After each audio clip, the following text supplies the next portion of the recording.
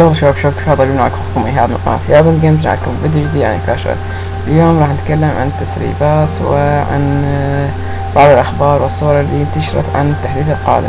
واول هذه التسريبات هي الارينا الجديدة اللي راح تنطرح، وهي الارينا الشامبيون، ارينا رقم 11 مع صور 11 او 10 راح تنزل حسب يعني الاخبار مو اكيدة، حسب يعني بعد نظرة الشركة.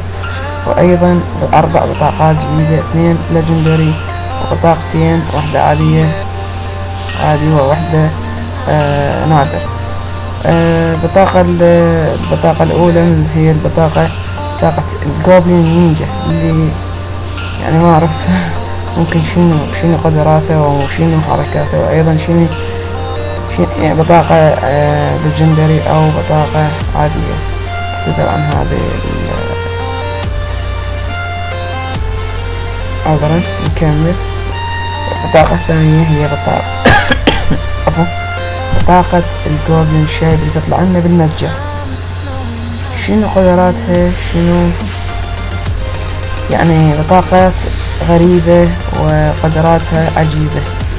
إلى الآن كل شيء غموض. إلى اللقاء.